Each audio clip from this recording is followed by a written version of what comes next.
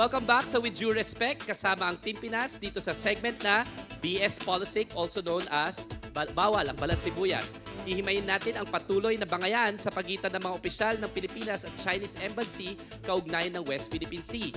Pinutakte nga ng batikos ang ilang mambabatas na mistulang dinidepensahan pa ang China at nagsabing dapat isuko ang Kalayaan Group of Island.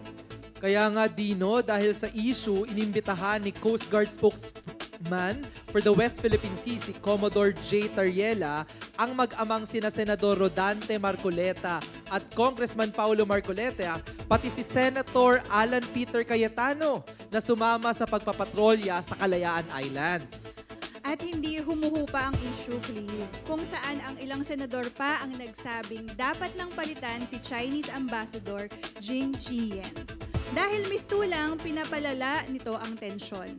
Di ba idineklara pa ng lokal na pamahalaan ng Kalayaan Islands bilang persona non grata ang Chinese ambassador? Tama ka, Ina, pero agad naman gumanti ang China at pinagbawalang pumasok ang mga opisyal ng Kalayaan sa China. Biruin niyo yan, Hong Kong at Macau. Isinulong na ni Senate President Pro Tempore Panfilo Lacson ang dialogue ng Chinese Embassy at Pilipinas para masolusyonan na ang tensyon.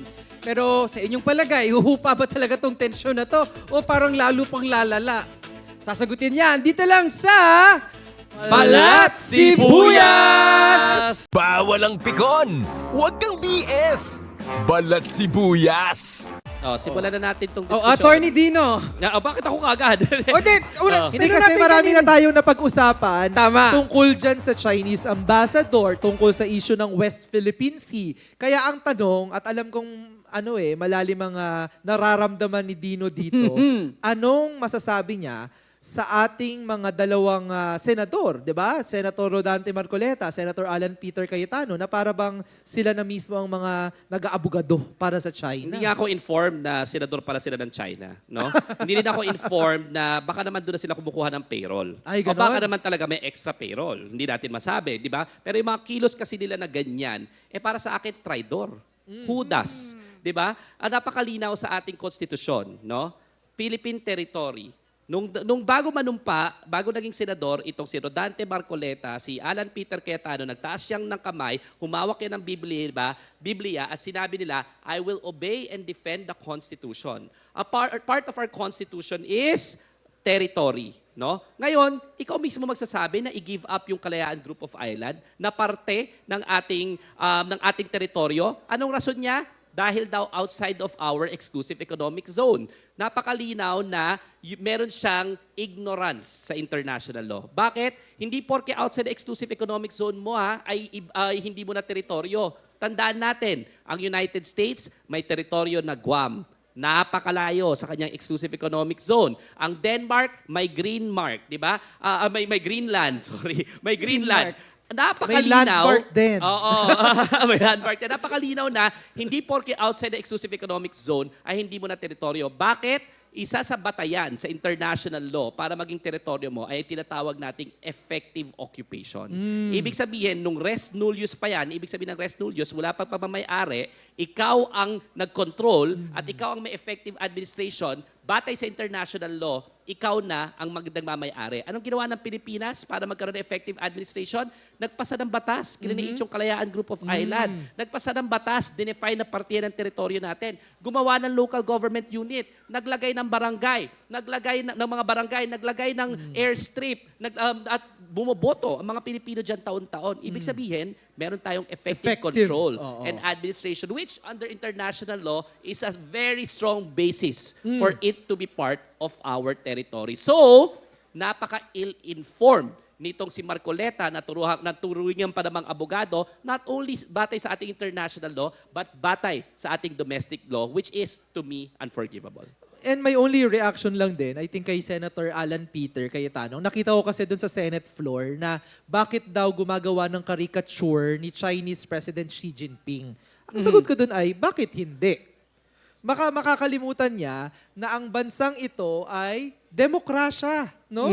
Kaya sa bansang ito, merong kalayaan ang lahat ng tao at lalo na din ang mga mamamahayag na maglabas ng kritisismo tungkol man sa mga kapwa nila Pilipino o tungkol halimbawa sa leader ng bansa na may agresyon, no, doon sa West Philippine Sea.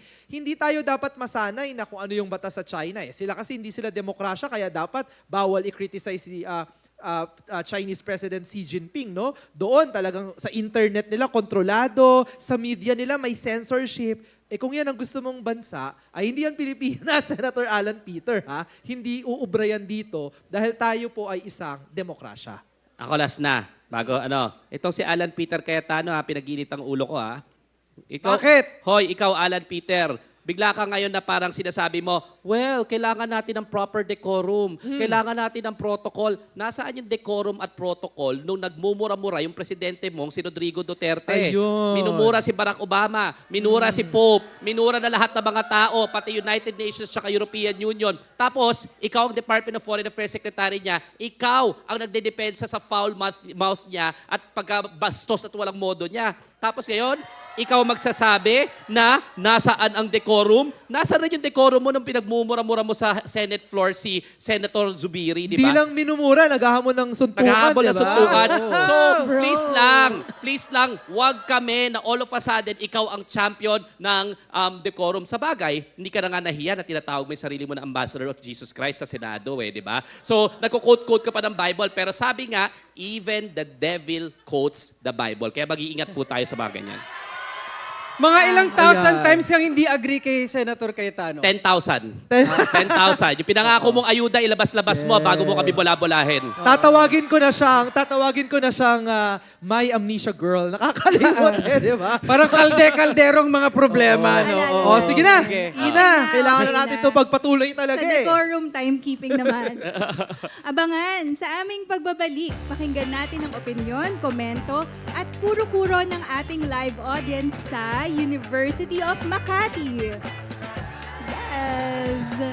Dito, Dito lang yan sa With due respect!